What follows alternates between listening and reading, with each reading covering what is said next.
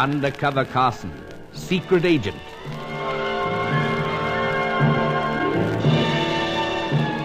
Operation Death Ray, an assignment in Rio.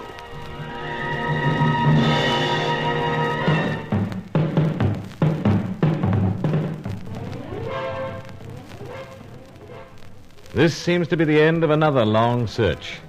Perhaps my last. Across the valley, the mountainside is scorched. The once towering jungle, now a layer of ash. A monstrous weapon of war has at last shown its hand. And soon, perhaps, I too will be destroyed. Therefore, as I pause before the final assault, I wish to record how I came to find this weapon. And I trust that my Indian servant Angelo may deliver it into safe hands. It's a story that takes in many parts of South America. There are women, there is gaiety. There's also mystery, loneliness, terror. I've traveled from the pulsating night spots of the cities across the silent pampas, slept in the whispering ruins of ancient temples, hacked my way through shrieking jungle. Now, I've come to desolation, and I can guess at the fate of the airliners that have vanished so mysteriously in these parts. Anyway, this is Bruce Carson, piecing together the fragments of Operation Death Ray.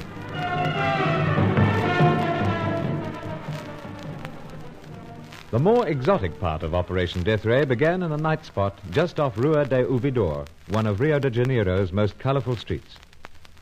The Black Macaw, it's called, as South American as capsicums.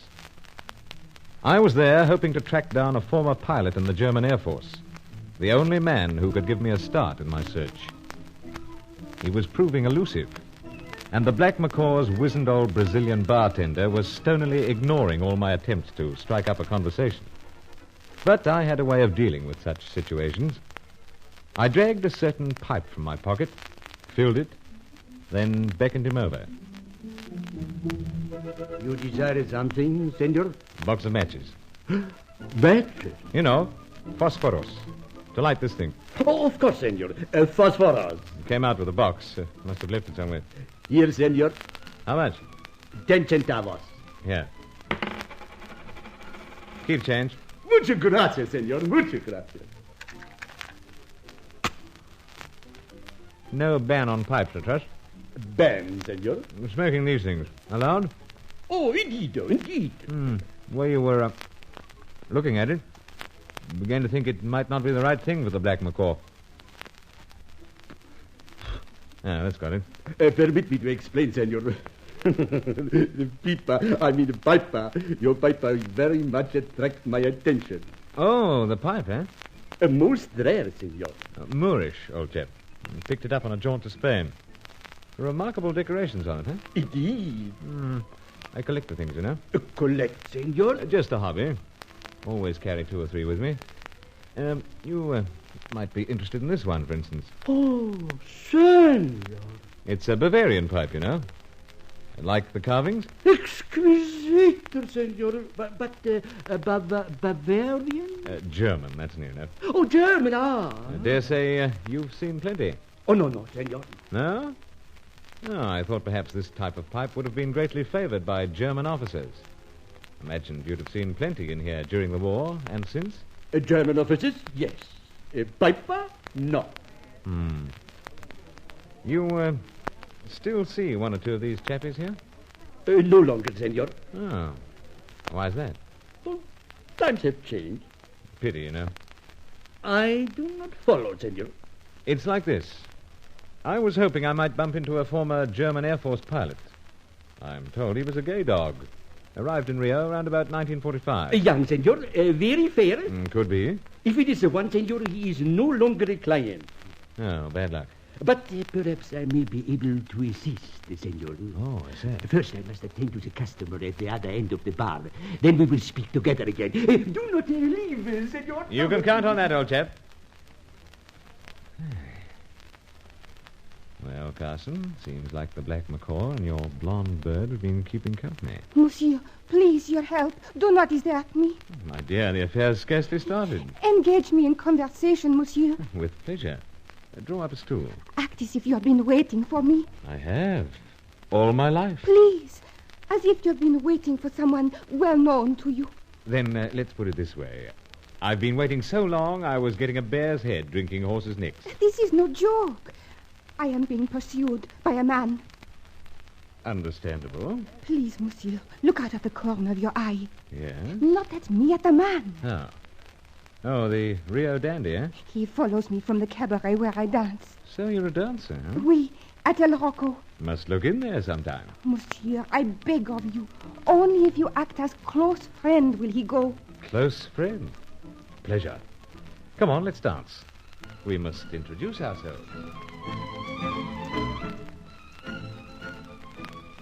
Her name was Fay, and she was part French, part Italian, a dark and ravishing creature. I saw no reason why I could not include a little gallantry in my assignment, so we danced, and the grim background to Operation Death Ray was forgotten for the moment.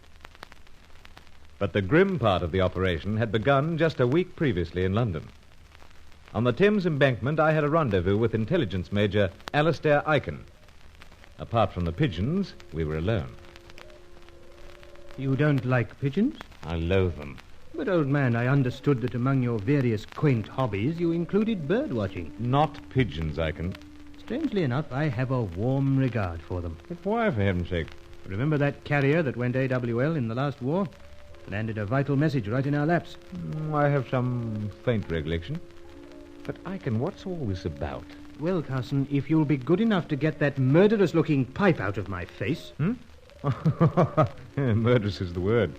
Picked it up on a jaunt to Afghanistan, you know. Now, steady. I don't want another lecture about your beloved pipes. Well, actually, old chap, I was going to speak about weapons. Another of my loves, if you remember. I certainly do remember. But what I have to tell you is also about a weapon. Something really out of the ordinary. You don't say. Have you been reading the papers lately? Naturally. I mean, imaginatively. Looking for the story behind the printed story. Can't say I have. But, go on, what's all this about? You may have read a small paragraph about a former German Air Force steward returning home to his quiet and peaceful village. Seems to ring a bell. He had some story about getting out of Europe by air just before World War II packed up and reaching South America. Oh, yes. A load of scientists on board or something. Struck me as just another fantastic yarn. We managed to have it presented that way. Oh, you mean there's something in it? A great deal to it. I'm all ears. It was an amphibious plane, loaded to the roof with extra petrol. As well as the crew, it carried some 8 scientists who'd been working more or less independently on a secret project. They had a hellish flight. I don't wonder. They made the coast of Brazil, but crashed in the jungle somewhere north of Rio. 2 members of the crew, the pilot and the steward, survived. What about the scientists? 2 were killed, leaving 6 to join the march south to Rio. They contacted friends there and learned that the war was over. The 6 scientists had been working under strict supervision, and so they jumped at the opportunity of scattering. We've no idea where they are now. I see. And nor has this steward. He was a pretty simple fellow and seemed to have very little contact with the scientists. However, with the pilot, it was a different matter. He took a chance and plunged into the high life of Rio. What did he do for cash? He had plenty. A great deal, apparently, because he married a very attractive Brazilian fashion model. And how attractive they can be, old chap. Yes, and how fickle, too. How's that? As soon as the money petered out, she left him. Oh. From what we could gather from this steward fellow, the pilot is more or less a destitute. In Rio? There or thereabouts. Anyway, Carson, you're probably starting to see where I'm heading. That pilot seems to be our only chance of tracking down those 6 scientists. And, why track them down? We want the full dope on this secret project. From captured documents, we had suspicions, but we could never get anything concrete. So Carson packs his bags again. That's the general idea. You're the man for it, you know. As an executive of a meat importing firm, there's plenty for you to do legitimately in South America. It's no easy assignment, Carson. It's almost certain that the agents of other powers will be on the job. Nothing very unusual about that. Yeah, perhaps not. But this time the prize is unusually big. Precisely what? As far as we can make out, a death ray. A death ray? Some weapon, all right. The mad dream of twisted minds for generations. Matter of fact, I could use one right now. Why, what do you mean? See that Thames rat poking its head through the drain? Oh, yes. Hey, what the blazes are you doing with that pipe? Watch. Missed it. Great Scott, that pipe! Has a spring arrow concealed in the heavy false stem. A spring arrow? And you've been smoking the darn thing and pointing it into my face. You said yourself it was murderous. Murderous, all right. Oh, but what a crazy coot you are. Naturally. Otherwise, I wouldn't be jumping at this assignment. Lovely place, Rio. Lovely people. Lovely people, lovely women. I danced this fay around the tiny, dimly lit floor, forgetting for the moment that the wizened old bartender probably had the vital information I was after. Then suddenly the band stopped playing. There was a commotion around the bar. Monsieur Carson, why is all this? That's what I'm going to find out. Look, Le Garçon.